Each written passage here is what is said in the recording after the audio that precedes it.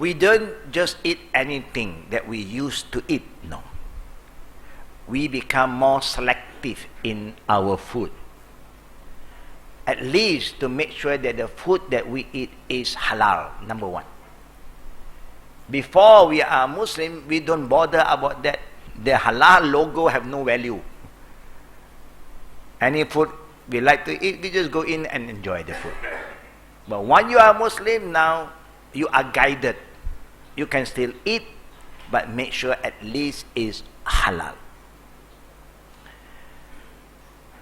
Even chocolate that we want to eat in this country is easier because they got a halal logo printed. Yeah? But when you go overseas, the situation is not the same anymore.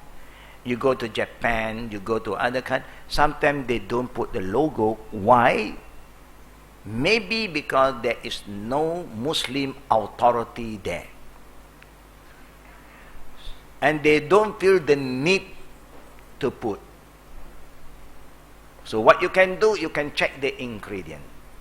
When there is no halal logo, and you still want to eat that kind of food, you just read the ingredient. If the content is clear, don't have any haram substance, then you can consume it.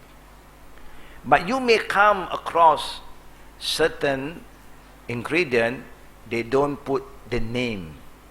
They put code, numbers.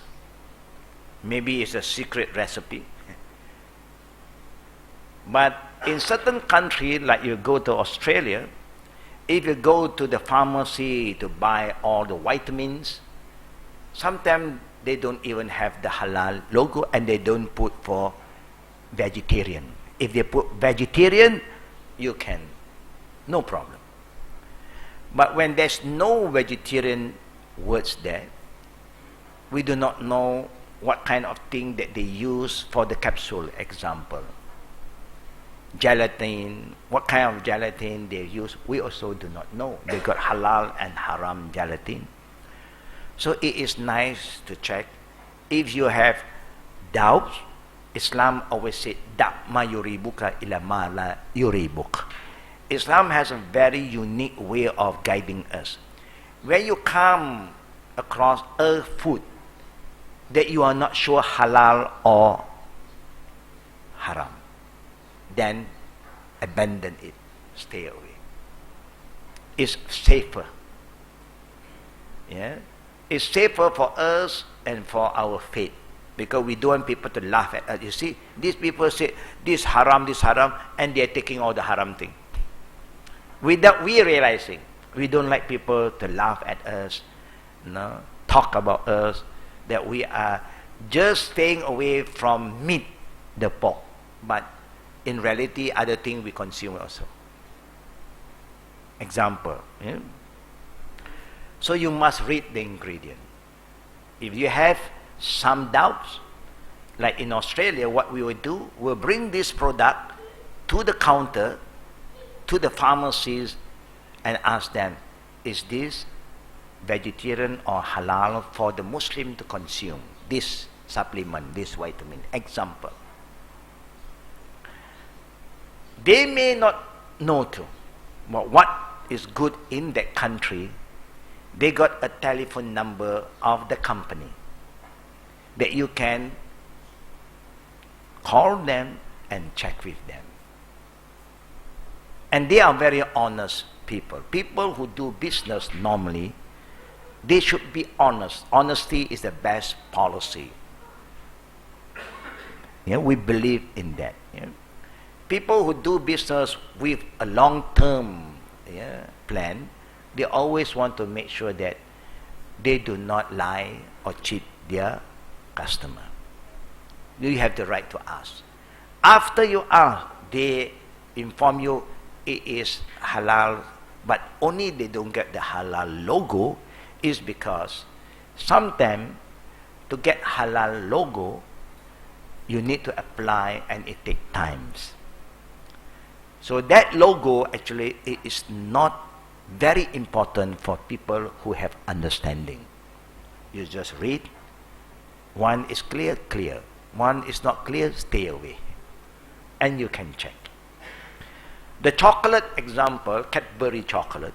Here you have halal logo because the authority know that the public is going to consume and the Muslim also will also consume it. So they just want to make sure they go to the factory, they will talk to them, and then they allow them to check whatever thing that they use. Even the worker are Muslim, so one they are sure that is halal, then they give you the logo. So everybody can eat. But the one in the West, in Japan example, milk, even milk, sometimes it contains certain things that is not halal for Muslim. I do not know when I was in Japan, I just go and buy milk. How can you think milk will have something haram? Then we have a Japanese Muslim. They said to me, Sheikh Hussein, this one we can't take. Why? Milk. But this milk have some haram content. The same go to bread. Some bread they use haram. To them it's not haram. To them because they can eat to us. Like chocolate in the West, sometimes they put liquor, wine. You don't feel drunk when you eat chocolate, but they just want that flavor. So we can't take it anymore. So it's important, the difference between a Muslim, wherever they go, they have their own characteristic. They have their own identity. That make them become very close to God. Because they are very conscious in what they do. They are very careful. They are very selective. They eat the right food. They drink the right drink. And they speak the right word. Even as Muslim, when you want to talk, everybody have to communicate with somebody. Have to talk. But we do not just say anything we want to say. The Prophet said, Man kana yu'min billah wa yawmul akhir falyaqul khairan aw liyasmut. Whoever said they believe in Allah and the day of judgment, where Allah will judge us fairly, where Allah will look into all the deeds that we have done in this world to reward us or to pass other judgment, then the Prophet said, if you want to say anything, when you want to speak, make sure that what you say is good. If not, silent is better. You see the difference? When you are a believer, when you want to say something, you are guided. You don't just say anything, you just say. What's the point of saying something that will hurt other people? What is the point to lie when people know that you are lying and people don't respect you anymore? It's not good.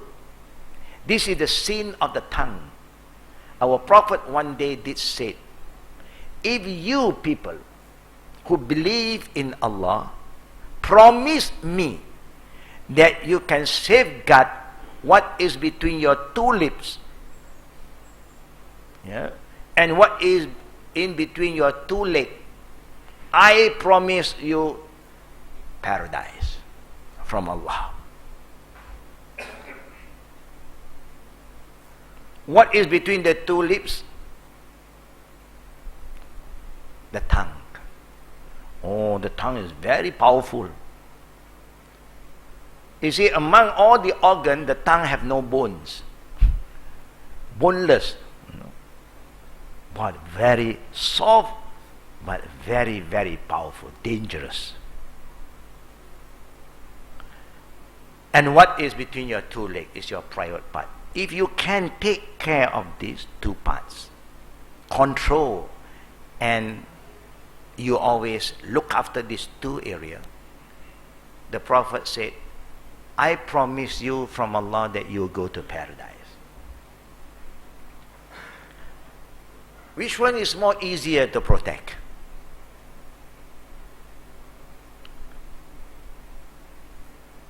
The one that is easier to protect is what is in between your two legs.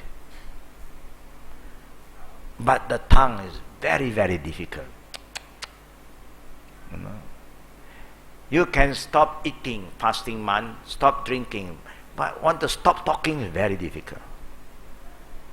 Because it is our nature, we like to talk. Normally the man will talk more before they got married with the woman. After married, the woman will talk more and the man will listen more. There's a change. You can see the changes. Before married, the man talk. The women are shy. They just listen all the time. They don't know what to say. But after married, the thing changed. The men have nothing to talk anymore because they have talked a lot before married. Now it's time for the woman to talk. But it's good to keep on the communication. Islam believes in a good communication. When you have a good communication, that will make you more peaceful.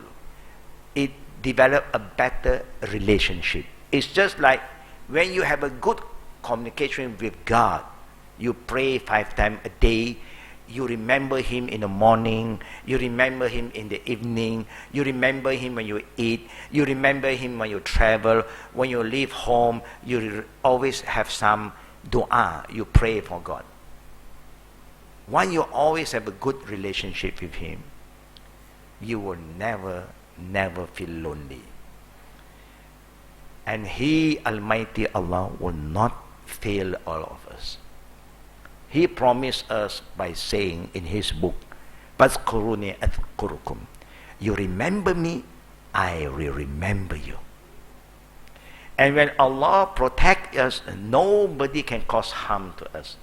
But when Allah's protection is not there, that means we are open for any bad thing to come. So we need His protection. Maybe we don't know how do God protect us, but you just do what He wants you to do, you will feel that you are protected. What Allah wants us to do is all the good thing. When you do the good thing, you don't have to worry. You can sleep easy. You can go anywhere and have peace because you know you are not a bad person. You don't lie, you don't cheat. Anybody can come and want to see you. You don't run away. Why? Because you are not a bad guy. But if you are doing something wrong, the person who come to you, you know, oh, he's coming, I have to run away. Why you run away? Because you feel guilty. You know something is not right. Yeah, just an example. Yeah. So, the Muslim have their own lifestyle. When you want to speak, you make sure what you speak benefit you or not. Better be silent. Be a good listener so that you will learn more things. When you want to eat, you make sure that the food is halal. Nowadays in Malaysia, you have a lot of restaurants. They put the word pork free. Yeah, pork free. You have seen that word? To us, we thought that is enough. But it's good to double check. Alhamdulillah, they don't serve pork. But we want to know the chicken that they use. Is it been slaughtered Islamically? Do they get the supply from the Muslim butcher or not? If not, then not only pork is haram. Any animal that we do not slaughter in the Islamic way is not halal for the Muslim. The slaughtering in the Islamic way is not difficult. By saying Bismillah, Allahu Akbar. And do you know why the Muslim believe in slaughtering? And do you know why in the time of Buddhism, in the early part of Buddhism, they said no meat, all vegetarian? Because a lot of sickness will come from the animal. And the sickness of the animal, to make sure that whether the animal is healthy for you to consume or not, you have to go to the process of slaughtering. You remember when we are not well, when we are not healthy, you go to the hospital to confirm what is happening to our body. What do a good doctor will do? Normally, what do we do? What do you think they will do? Brothers and sisters, share with me. What do you think a good doctor will do? Yeah? They have a blood test. Why they want to test our blood? Why? Because that's the fastest way, the easiest way to detect whether you are healthy or not, whether you're having other problem or not. Your kidney, your gout, your high blood pressure, yeah, your heart, everything they check through the blood.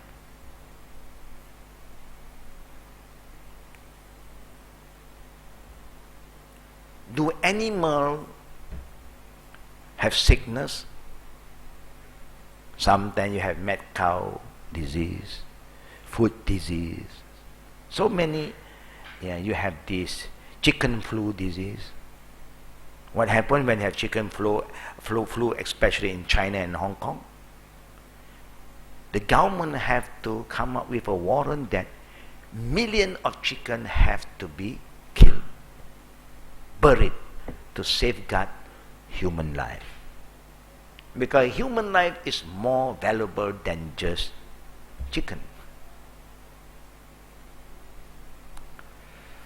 You safeguard our children. Those who love chicken are children. Now, father of the children also love chicken. All of us love Kentucky Fried Chicken.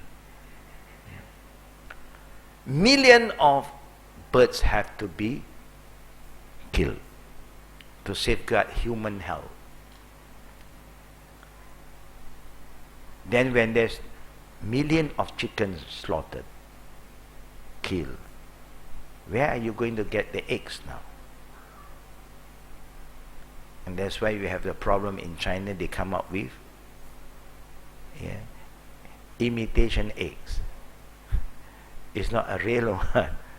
China have a lot of knowledge. Chinese are very, very innovative people. You know? Now they have come up with a new bridge, the first in the world. What bridge is that? Yeah, glass, made of glass.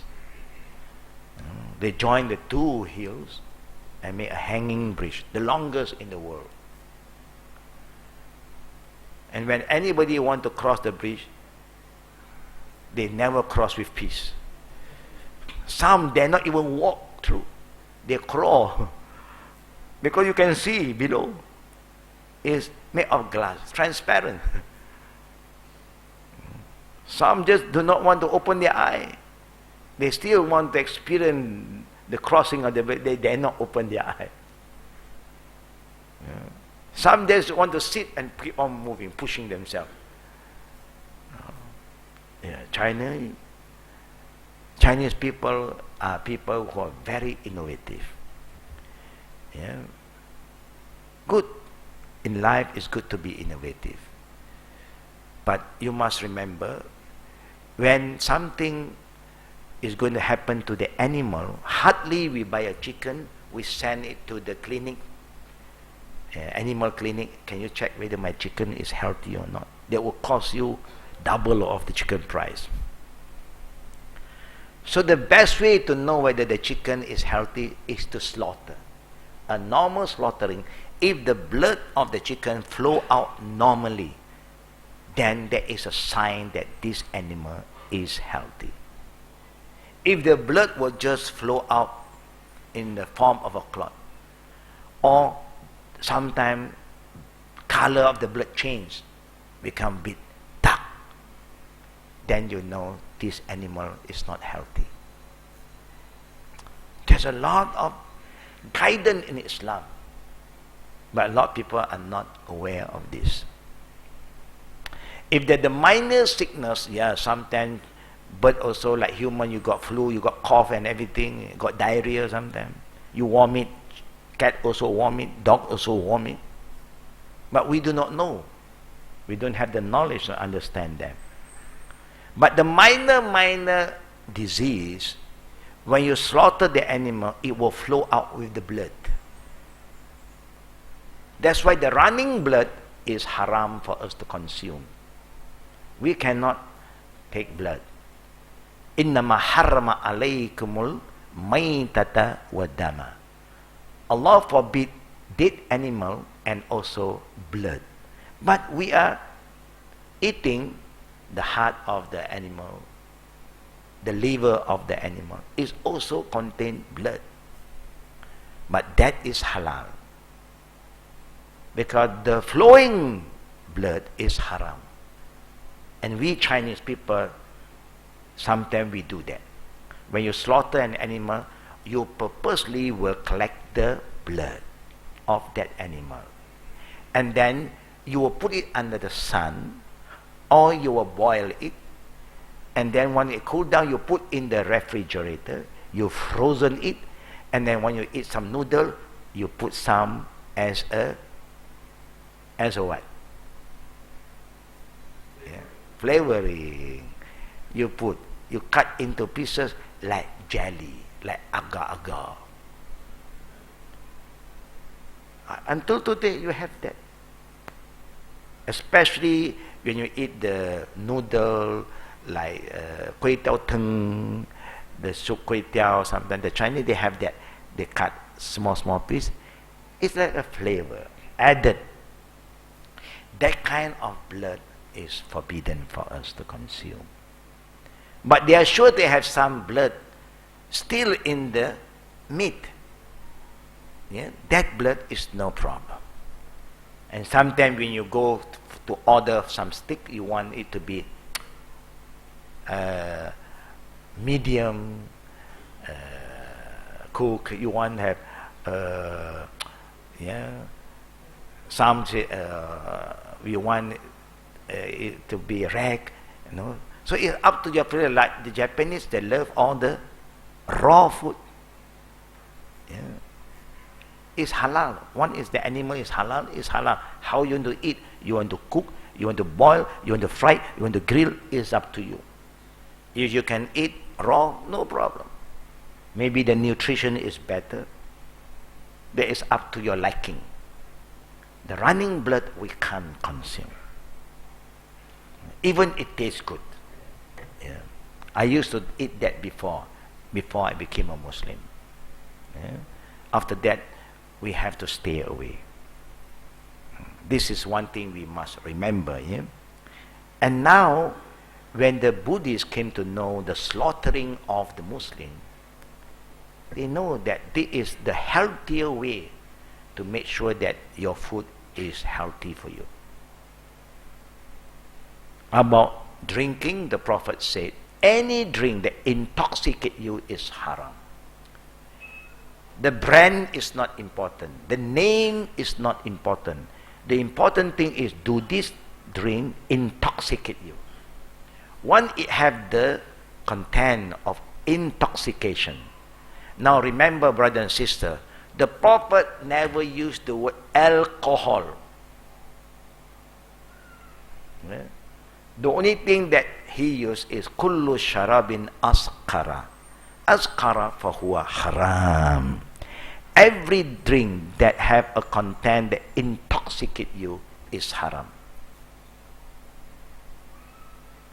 Grape juice. Is grape juice halal? Halal. When you want to make a grape juice and you stop there, then it become halal.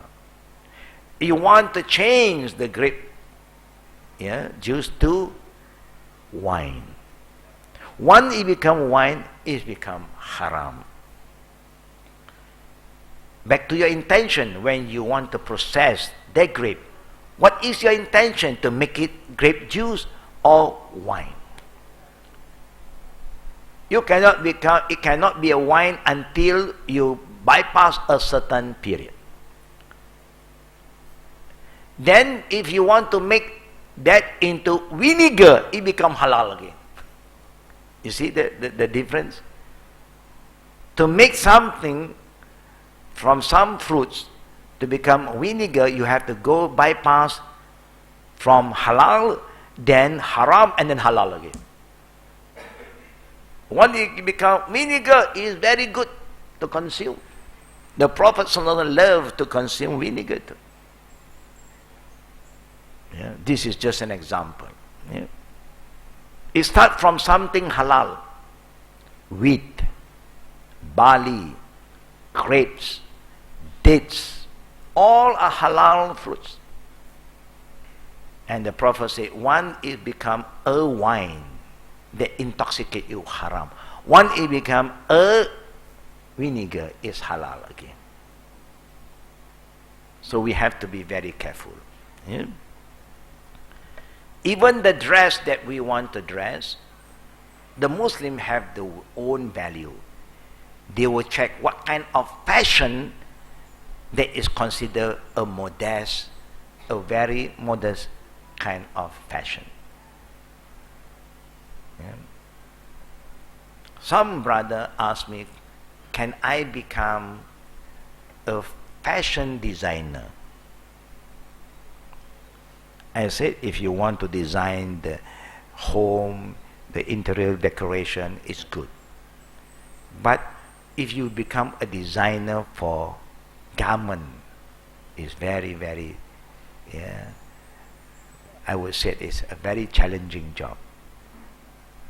Normally, the man will design for the woman to dress, and the woman will walk in front, the man and the woman. And sometimes they come up with dress, we do not know who is going to wear that kind of dress. But it's a fashion, you know. It's a fashion.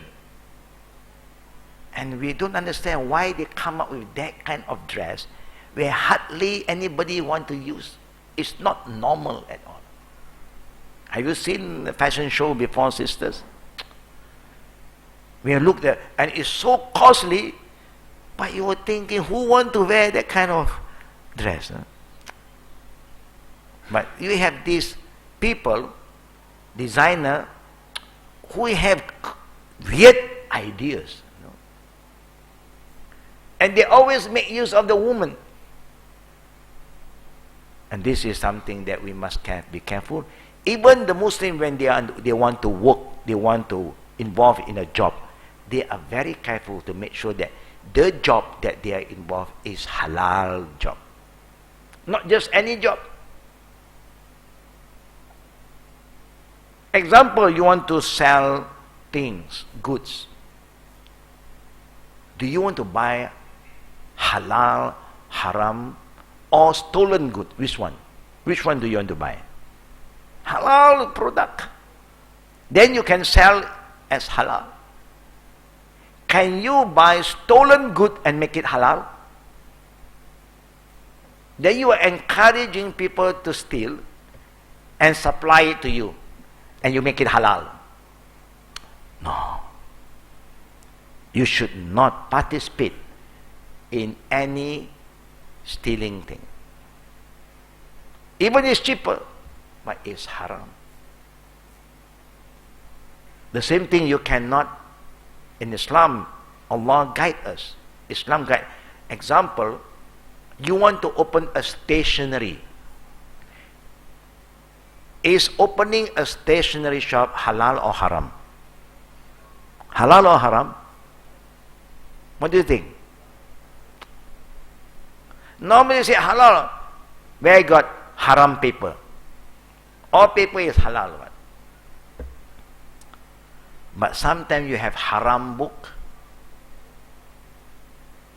The book talk nonsense, lie, teach people how to gamble, teach people how to lie, telling people about your future is going to happen, the feng shui. Feng shui, we cannot believe in that. But you are selling all this book. Magazine on gossiping. Or in the West, you are selling what? Nude magazine. You are selling, what? All the haram videos. Adult movies video, is that halal? You must know. You cannot say, I'm selling only books. What books are you selling? You must know. The book teach people how to gamble, is that halal? is haram. You must make sure that whatever you sell, when anybody come to your shop, guarantee this thing that they are going to buy from you will benefit them, will become positive, will not make them crooked, will not make them lie, will not make them get involved in haram thing.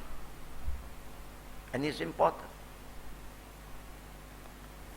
But a lot of people are not aware about this. They say, this book, I don't know, people supply, I just sell. No, you must know your product. When people come here and they want to buy books, we have a small bookstore. But the books that we want to recommend is all halal information that you can follow, you can believe, 100% you don't have to worry. It will guide you.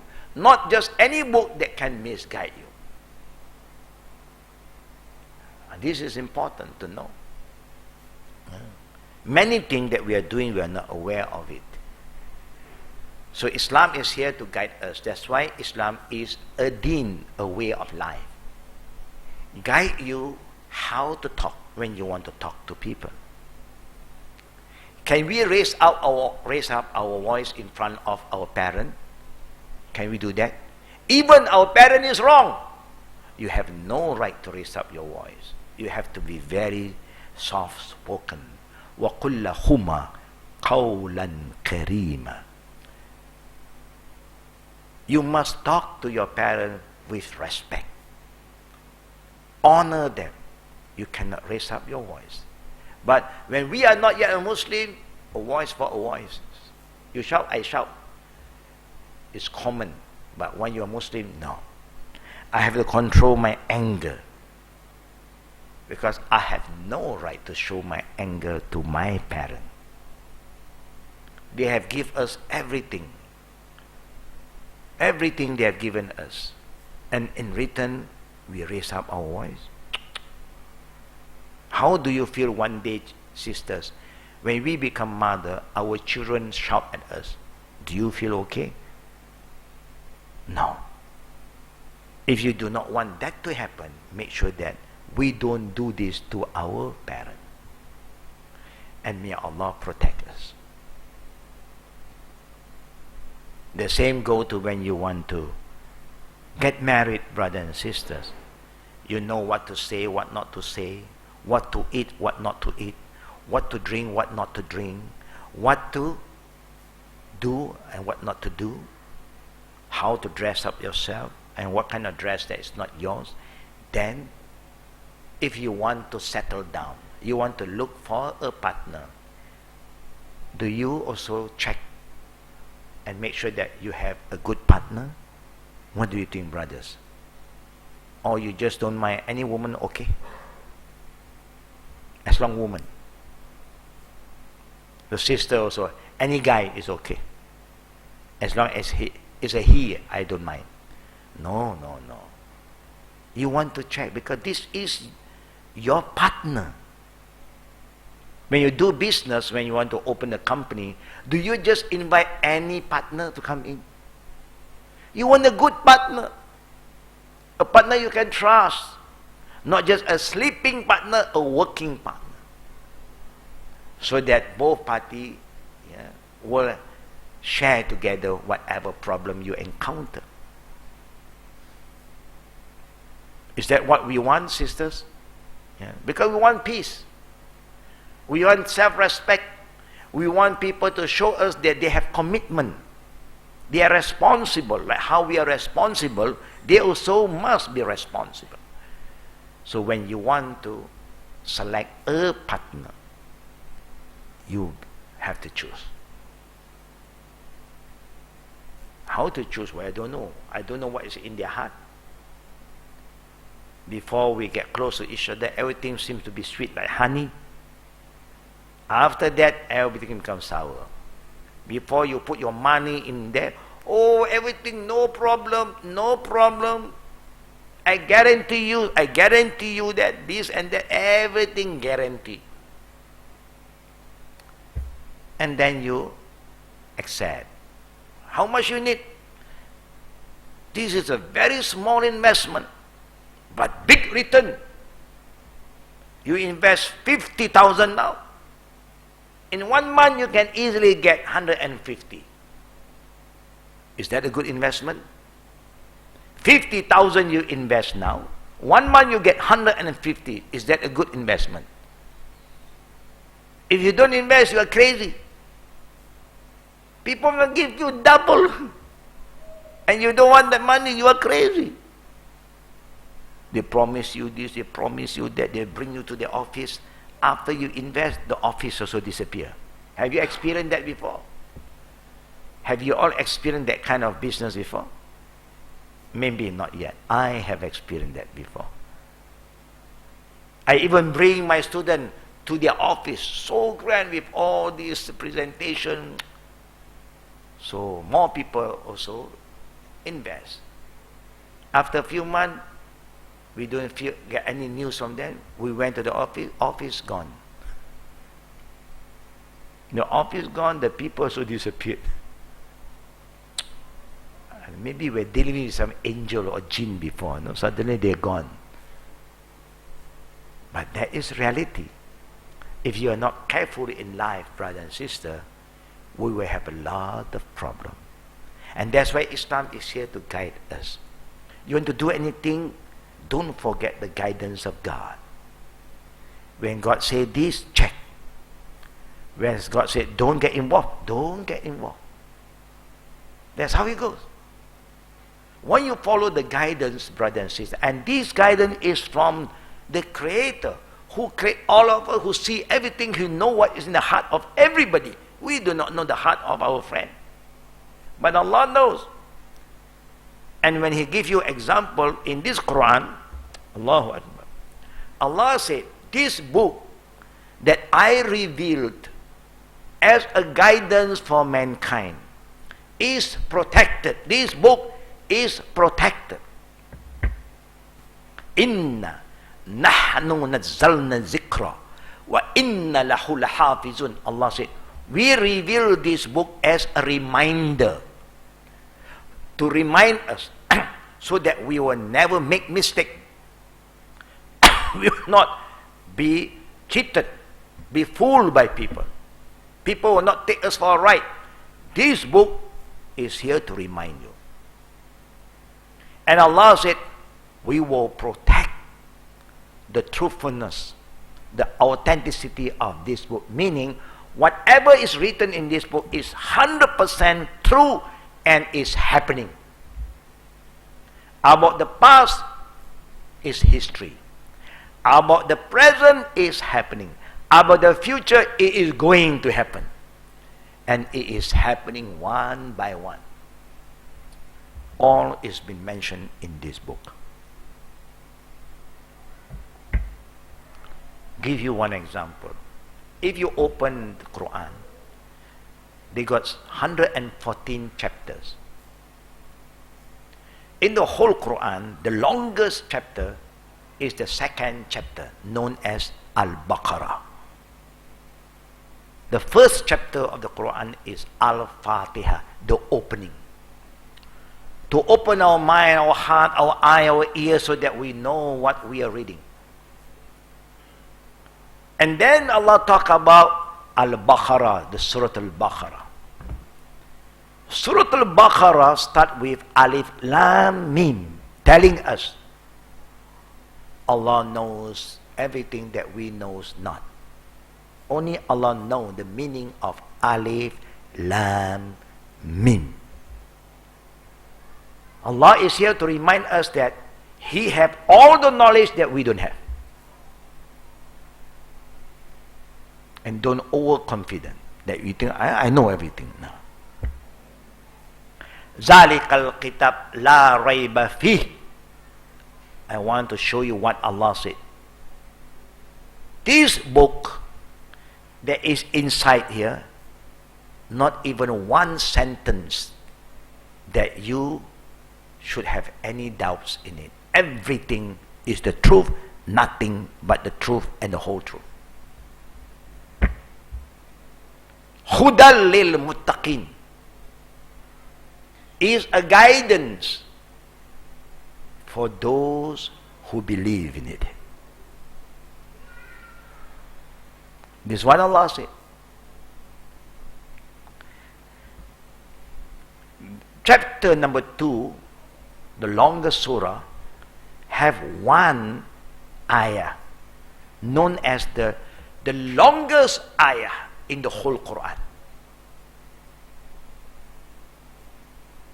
Alif Lam Mim is an ayah, only 3 letters. Alif Lam Mim, very short. Qul huwallahu ahad, is a surah, is a short surah. Inna a'tayna, also a short surah. But there is only one ayah. Consider, take one full page. One full page, just one ayah. What is that ayah? Any one of us remember? To the sister first. Do you remember one ayah in the whole Quran considered as the longest ayah? What is the ayah? And what is the ayah talking about? The ayah is talking about lending and borrowing money. Owing people money, about transaction.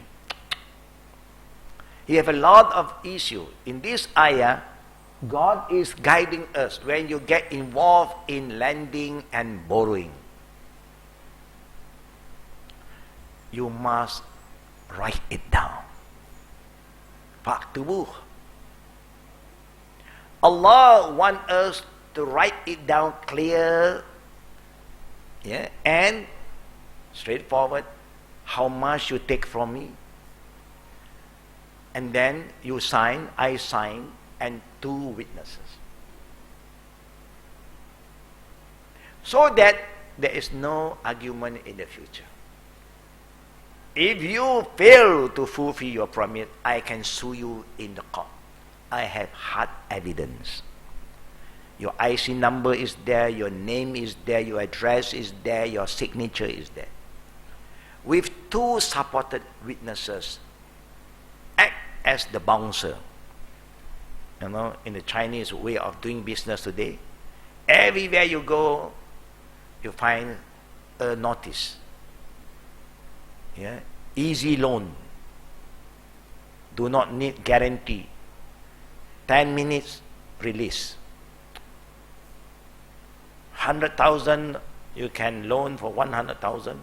He inform you how many percent out front. Very easy. You want to go to the bank, ask for this document, that document. This one, no. But he got witnesses and he got bouncer. The witnesses must act like a bouncer. If that guy don't pay, your witnesses must go after him already. But today the witness, they are so culprit. They are so false witnesses. They are not sincere. In Islam, if you are the witnesses, if that guy do not pay, we can come after the witness. You must take up the responsibility. I give it to him based on your recommendation. You become my witness. You must take the responsibility. Or you must go after that guy. Make sure that he pay me. You must take full responsibility. Today, only Allah knows. You have the witness, you have all these documents, still you have problem. The world is so corrupted. Why? Because people are not following the guidance of God anymore. They thought that this 50,000 can make them rich. No.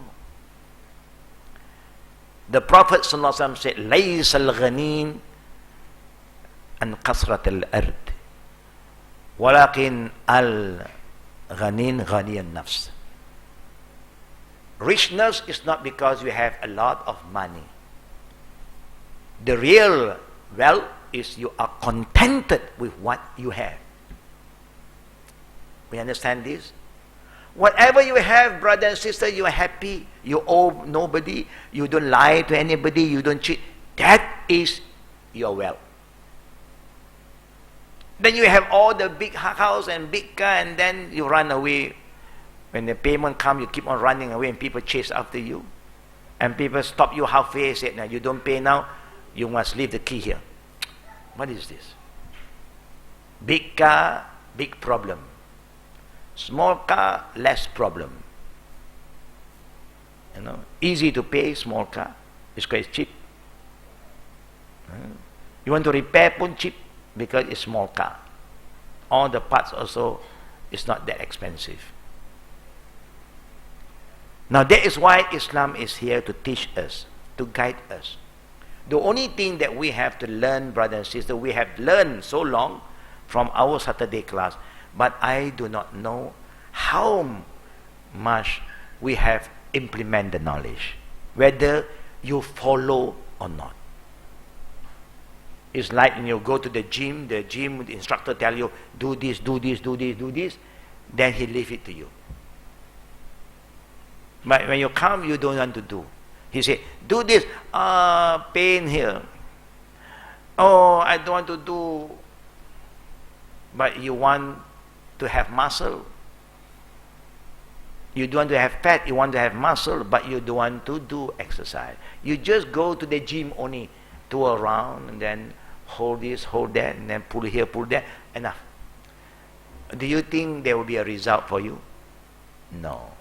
No pain, no gain lah. We know what this concept. You go to the gym, you don't want to work out. Don't think that your body is going to change. You must work out, and they got a formula. Follow that formula, you will see the result.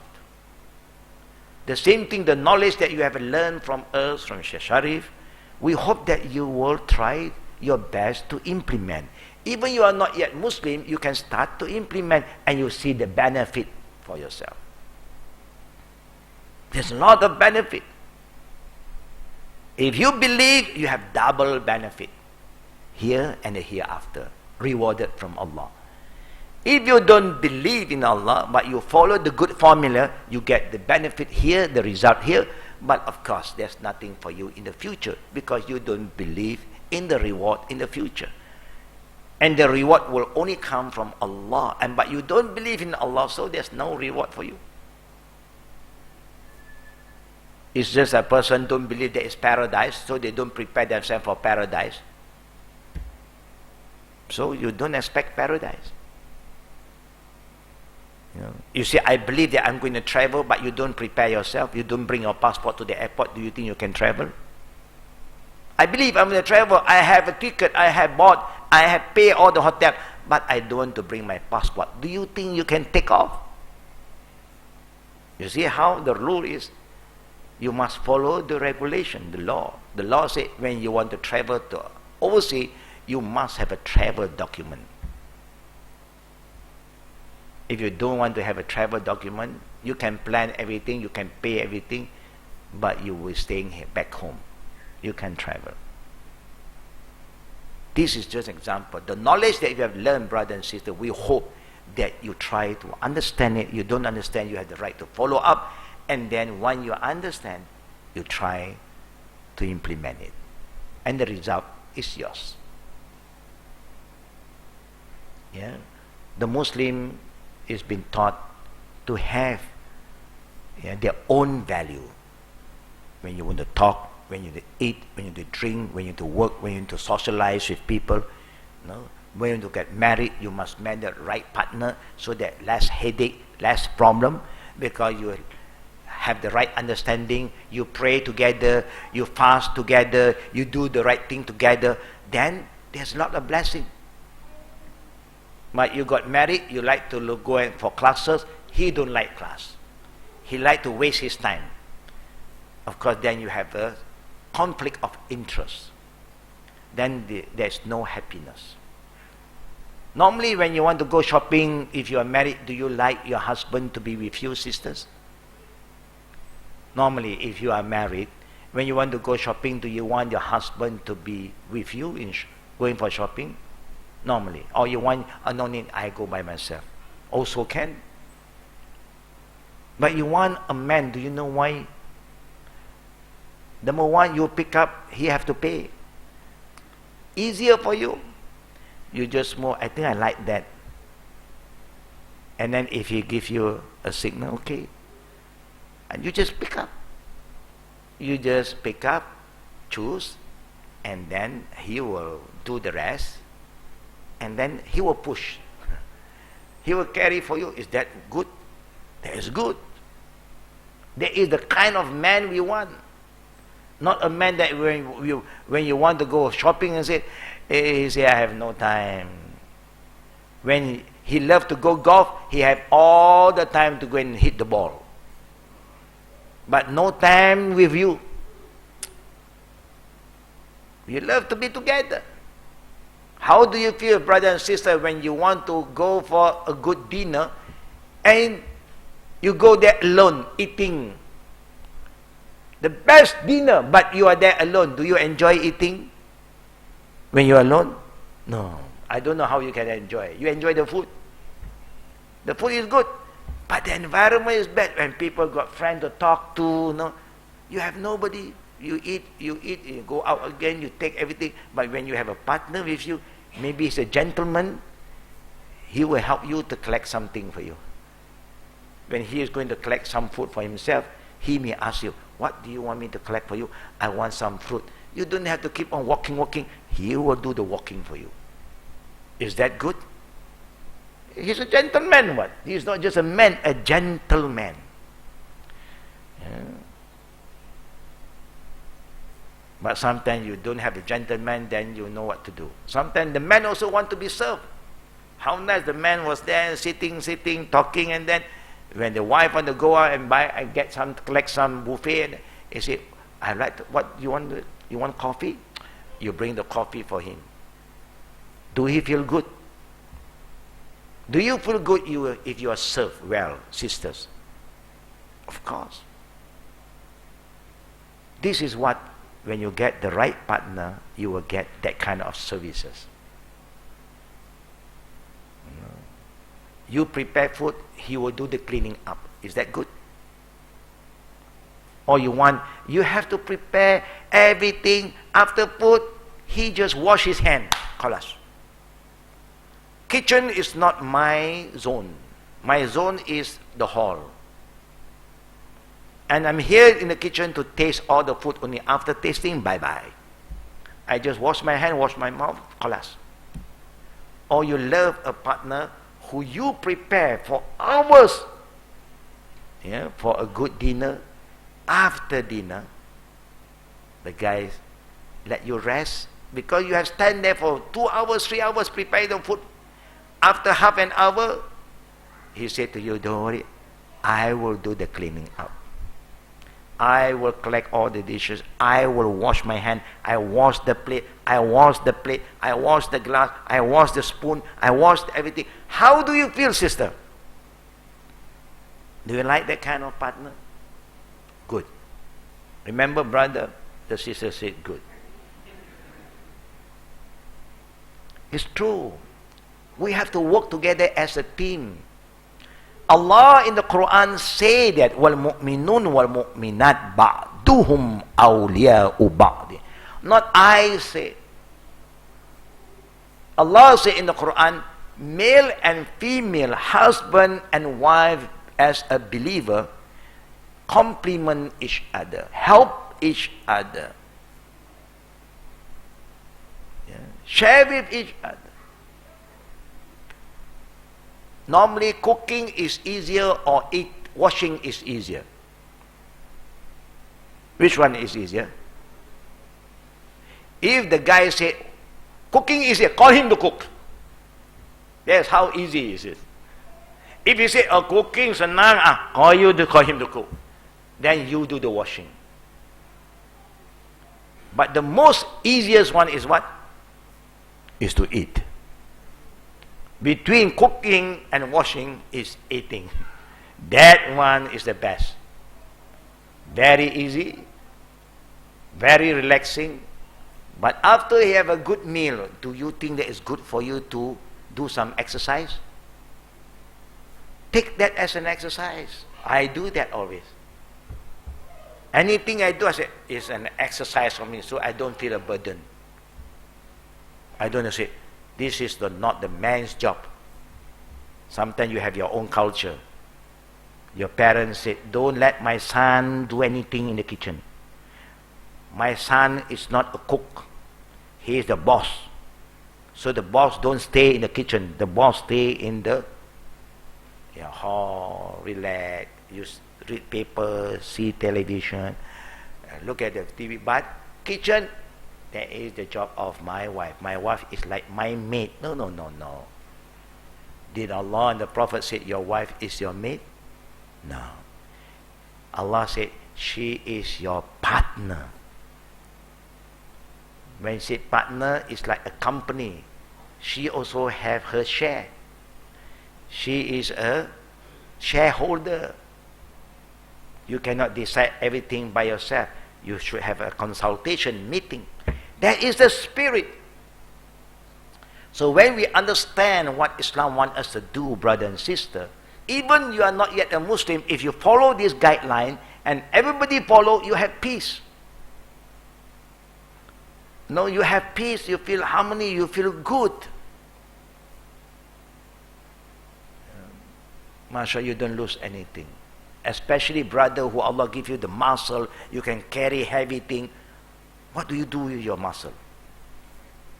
All the heavy stuff, don't let the wife to carry. Now if she suffer for some problem, backache, now she cannot cook for you anymore.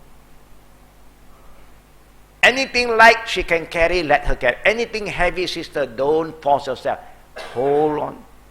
Be patient. Wait for your hubby to come. Wait for your darling to come, the one who have muscle. You are man, what? Man, carry it. Don't just force yourself to climb so high. You are not a Spider-Man or Spider-Woman. Let that done by your husband.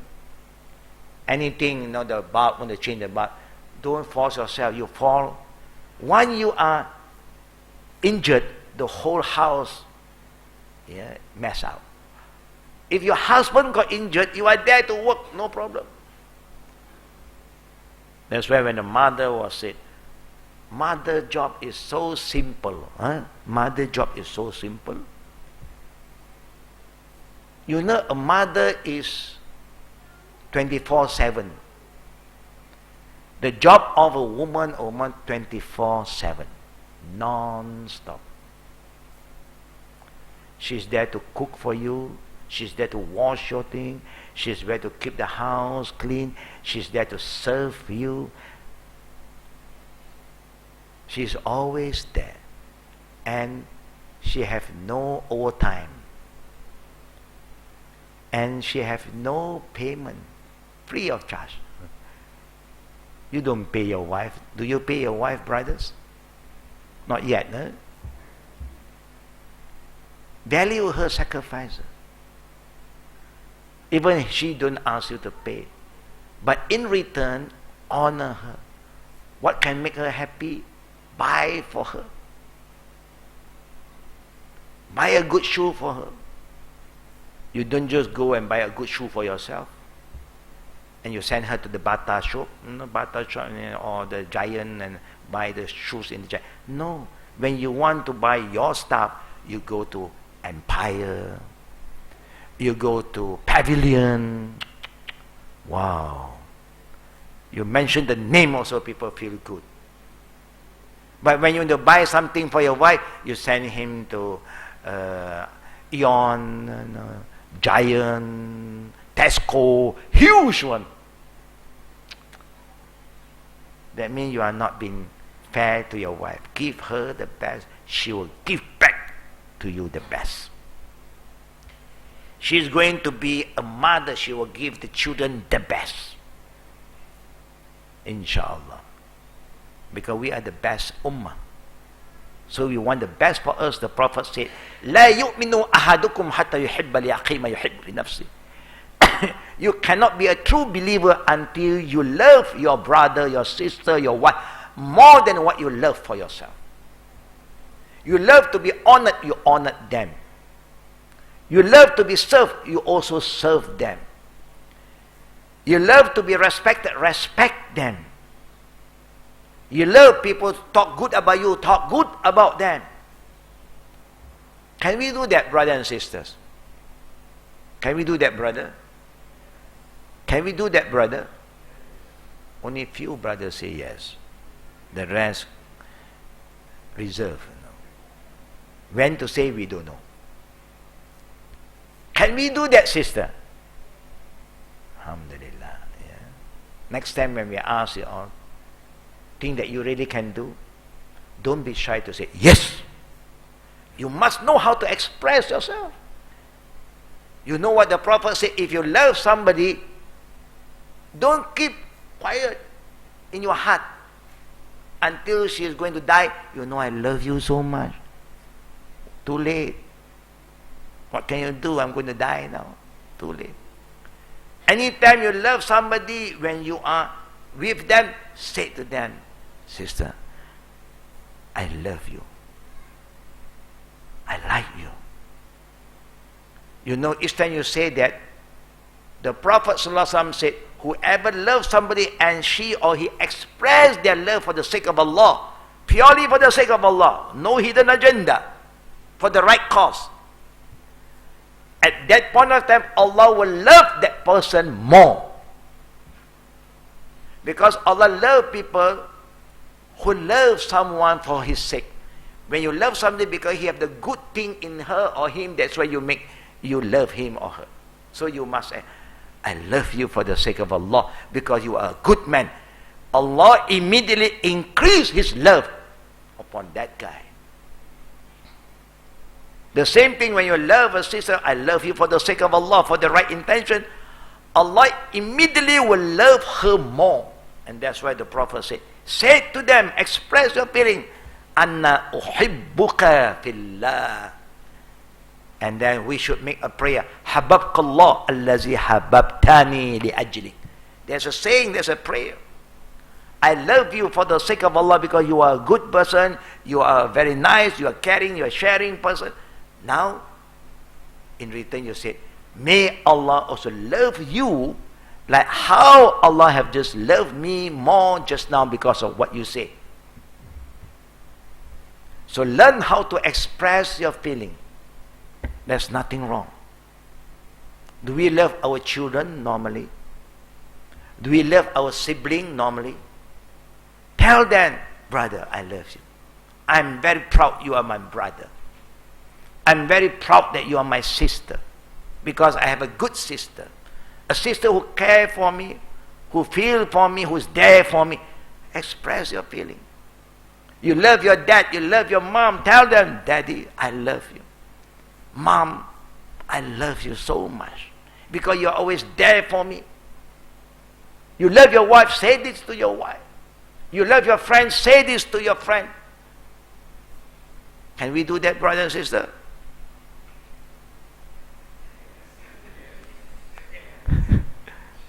Can we do that, brother and sister? Yes, you must say that. You still fail to express your feeling. Allahu Akbar. Maybe Asian, we are Asian, we are always shy to say things. We are not like the West, no, they just express their feeling. They will say it loud, yes! That's how they will say it. No. May Allah make it easy for all of us, inshallah. So brothers and sisters, this is what I want to share with you today. Understand the value, the goodness in Islam. Try to do it. And you see the result by yourself.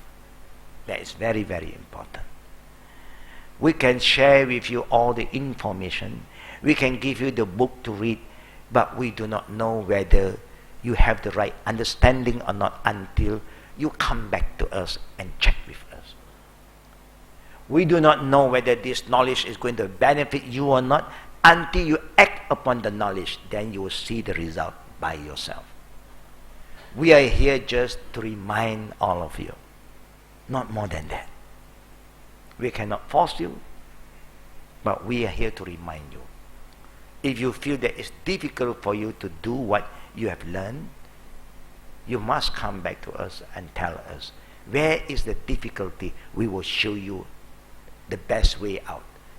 then you see that it's not difficult anymore. But if you don't follow up, we really don't know.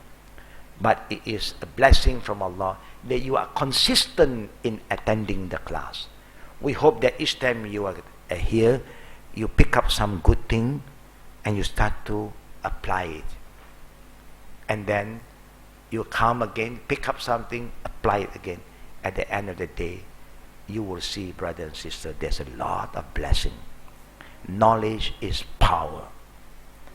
The more knowledge you have, the right knowledge, you will see that there is a lot of wisdom that is going to come to you. So, with that, I end my reminder. And if there's any question again, we open for Q&A. Fatafaddal. Alhamdulillah. Question? Pass it to the sister, the mic, please. I have two questions. The first one is regarding halal food. Halal food. Okay, so there's a Buddhist temple near where I work, and they have a canteen at the back where they serve vegetarian dishes. So, of course, I think in that part is halal. But I think the proceeds goes towards the temple. So in this case, is it okay for me to eat the food at this temple? Okay. And the second question is in regards to, I think, sustenance salary. So if you work for an organization where you know for sure there's a lot of corruption, bribery and things like that happening, right? I mean, you try your best to work by the book, but you know these activities happen. So in terms of the salary that you receive from the company, is that halal? Yes. Good. Alhamdulillah. That's all. Thank you.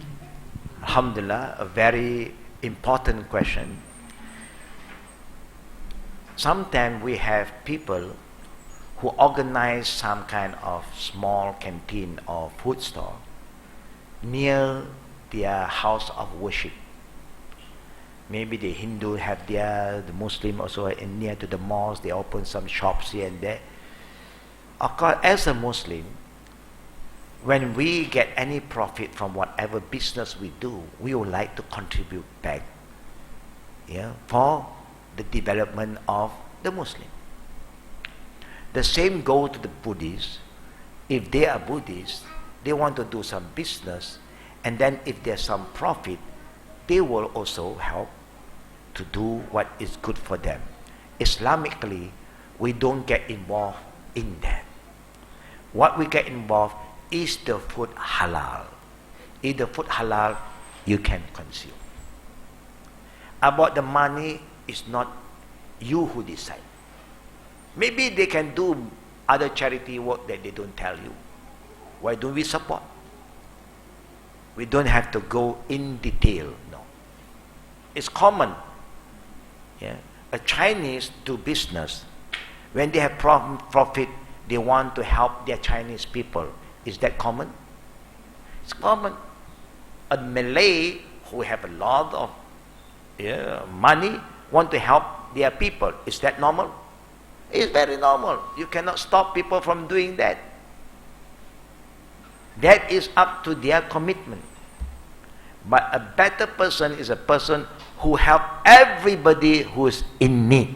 That is a wise person. Because we are not racials, we are not racist here. We are here to represent humanity. That would be the best. Your second question, working in a, give me one example. What is the name of that kind of office example? Or Petronas. Petronas example. Petronas, of course, number one, when you hear Petronas, you know it's about oil. That's what we all know in general. Like TNB, about electric supply. TM, communication. In general, Islamically halal, because the product is halal already. But in the company, when people want this, want that, sometimes they get involved in bribery, corruption. Whoever get involved in that area, they involve in haram. whoever who are not involved that area is still halal because it is a halal product. The wrongdoing from certain quarters do not make the whole thing haram. No. I give you two examples. Working in a hotel. Is hotel haram or halal? First thing I want to ask. Is hotel halal or haram? Huh? Confused, huh? Don't know yet. Hotel is hotel. How can you say hotel haram? Provide room for travelers, for people who need a place to stay while you're traveling. This is something very good. And they feel secure, then they have a place, they have a guard, they have the room and everything. It's something very noble. And provide all the services, everything is good. And if there's halal food there, alhamdulillah. It so happens you have liquor. So those who involve in liquor, handling that part, they involve in haram. Not the whole hotel. No. I give you another example. There is the hotel. Yeah. What example I'm going to give you? Hospital. Is hospital good? But now the corrupt people is going to come to you. All the people, the drunk people, the people who drug is going to come to you. Are you supporting them? No, you are there to help them. Your duty is to help them when they need your help. But if you get involved in some area that can bring you to haram, then that part is haram. Lastly, is working in a bank halal or haram?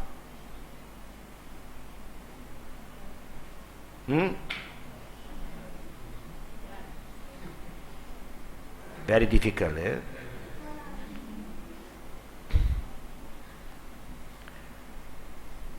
The service that you get from the bank, is that a very good service?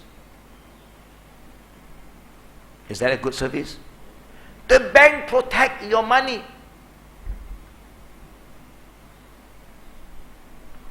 If you do any transaction through the bank, you are safe. Everything is recorded. He gives you a lot of good services. Do you want to do business? You carry one bag of cash. People dare not even do business with you. This money came from where? If they want to bank in also, they have problem. Where do you get so much money? Cash. But you go to the bank, you don't have that problem.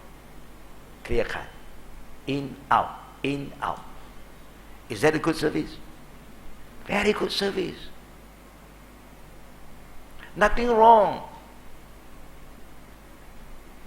If they have the deposit box and you buy and then you pay for the fees and then you get that and put your all the jewelry, the diamond, blue diamond, grey diamond, or what diamond you keep, only you know.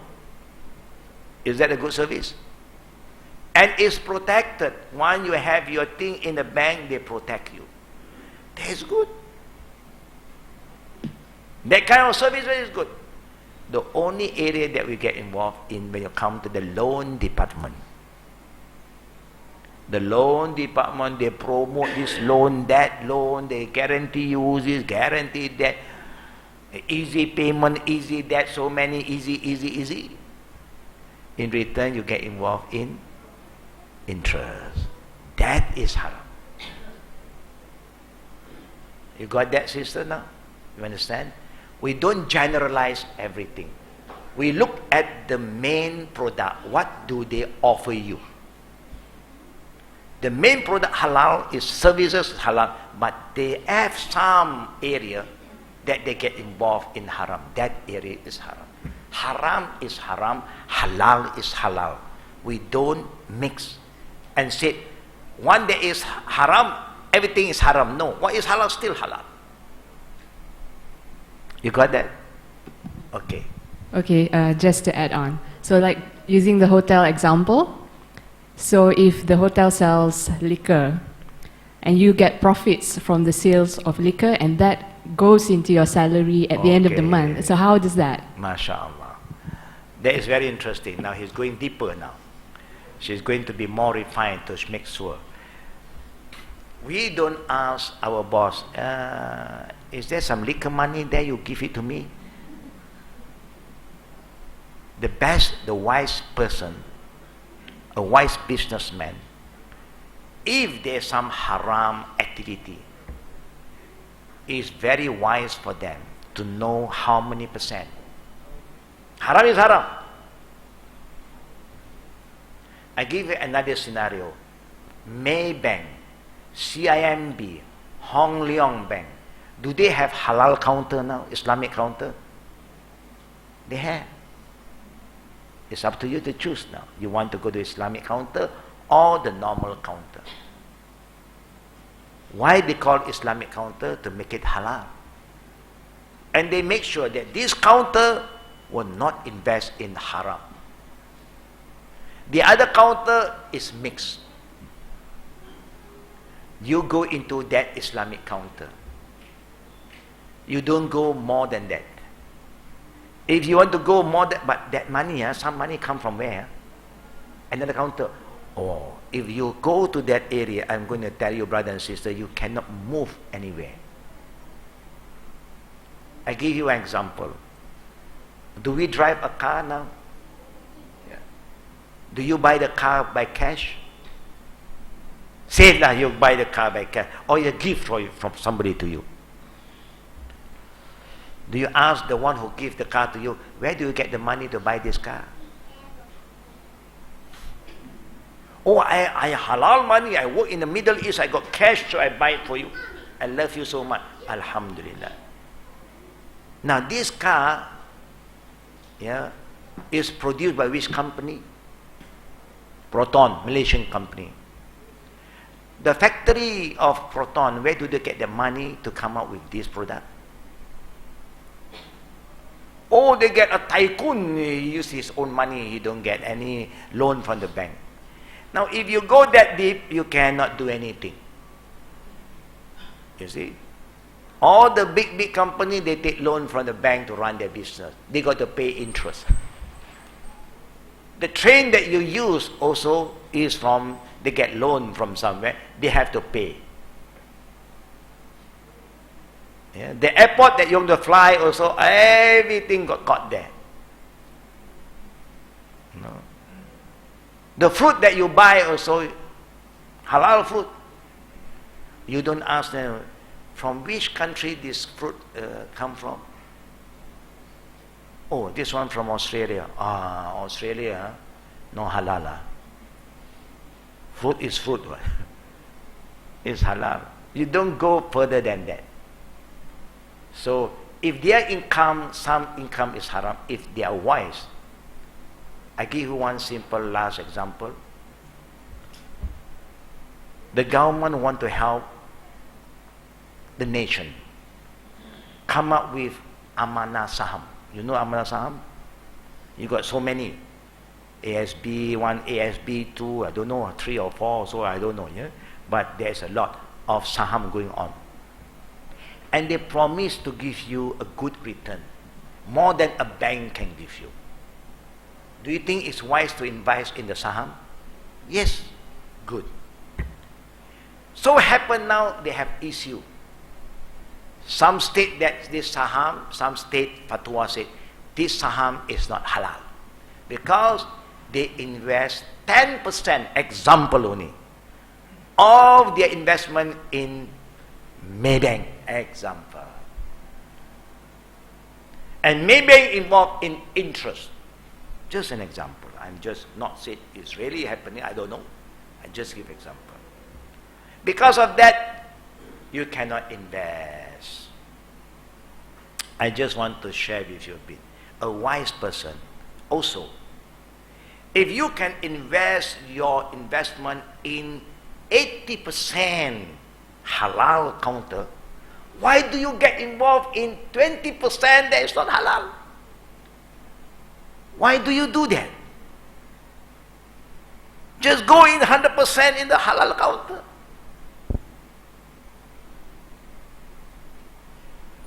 It's like you cook a big pot of soup. You put all the halal thing except one bone, haram bone from the pig. You tell the people, bone no meat lah, no lemak, bone saja. I throw it inside that big pot of halal soup. Do you think the Muslim will eat? Why so stupid? Just a bone. No, the whole big pot is halal, just one piece of bone. People just don't want to get involved in haram thing. And we don't know why they get involved. Say they are involved now. Can we safeguard our income? Still, yes, there's another way. When you get the profit, you want to know how many percent they invest in haram area. You want to know by yourself. This is your money.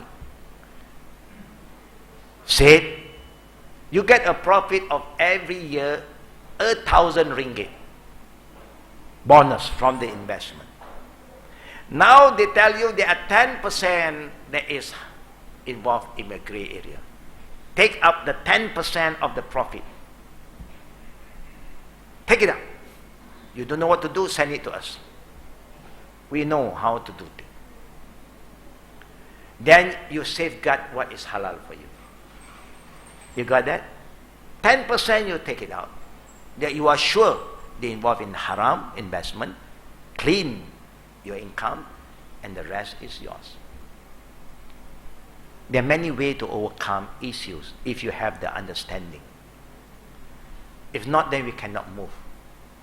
You know, when we work, we have our EPF. Remember? How do the EPF use our money? Do we know? We only know when we receive our EPF. I want to know how much is my EPF. That's all we want to know. But this is my halal money. I work hard. Yeah, the employee pay for me, and so I take it. But if you still have doubts, you want to ask EPF, how do you invest our money? You have the right if you want to ask. Which counter do you invest? If they are honest, they'll tell you. If they're smart, they will segregate it. You know, because you also have not yet Muslims who put their money in the EPF. For them, they can do anything. You cannot force them. But we as Muslims, we should know, and then we should safeguard the Muslims' right. When you still have some percentage that you have doubt, take it up. Alhamdulillah. You got that, sis? If you have further question about that issue, you can follow up with us to make things clearer so that we know how to handle this issue. Any last question from the brothers? Back to the sisters. Second question, last one. Faddal. Faddal Amanda. Sheikh, just a quick question. Good. For example, if we own a shop, a vacant shop, and we want to rent it out, is it permissible for us to rent it out to someone who is going to sell non-halal food? Yeah. And that is something, if that is your property, if that property is yours, when you want to rent it out, you make sure that you don't rent it to something that is haram. No. Like people want to open a bar, or people want to do something. You know, it's clear cut, you know there's haram activities. Then you say, thank you, this one, I'm sorry, you know. Just don't tell them in detail. Because it's something to do with our belief that they don't understand. You say, thank you. So it's good to make sure that we don't participate. It's like you offer a place for them to do something wrong. We don't want. Anything good, we encourage. Anything bad, I don't want to participate. If I have, no, it's just like people said, when people say, can you send a carton of liquor to my shop? It's my car. They will pay you for the... No. We don't do that kind of business. I give you the last scenario. We are an advertisement company. People come to us, call us to do some advertisement for them. you know this product is not a good one. But they want you to put and write out, "Oh, so good." Like this, like that. You know that if you know this product is not 100% pure. But they put that 100% pure, they want you to come up with the advertisement and promote. Don't do that.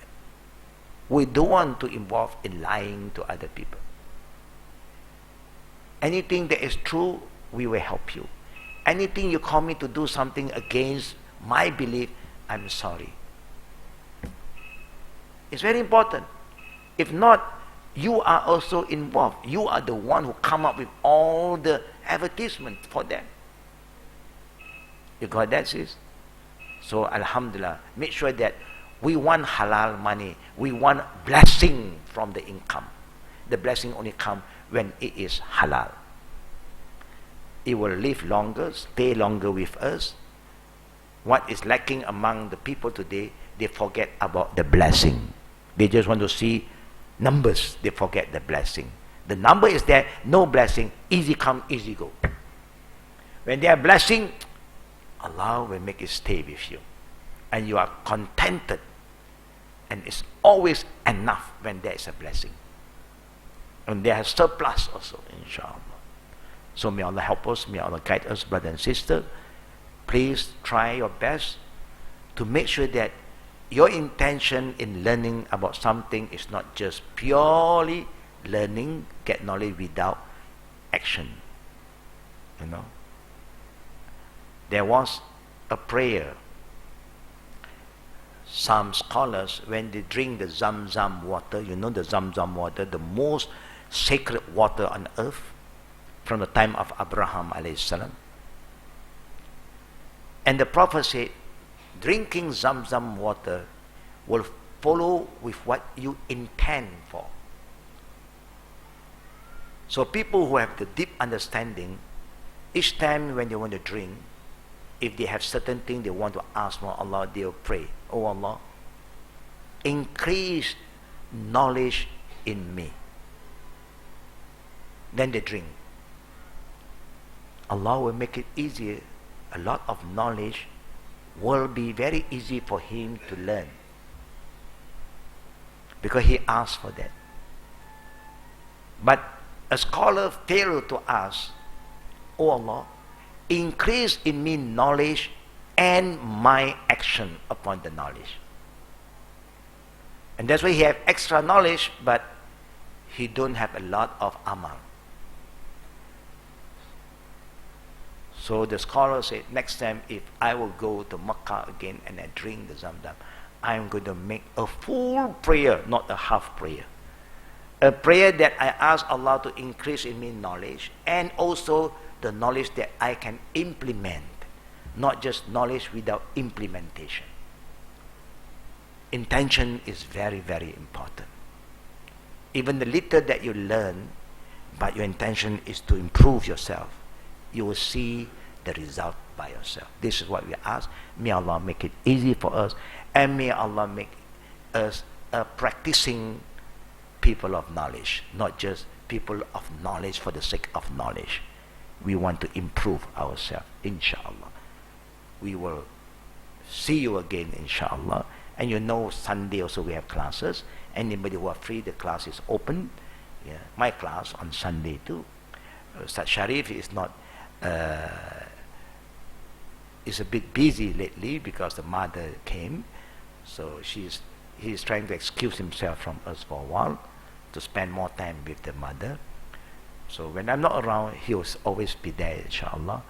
When he need to have a break, then I always would try to be there too for all of you, inshallah. May Allah help us.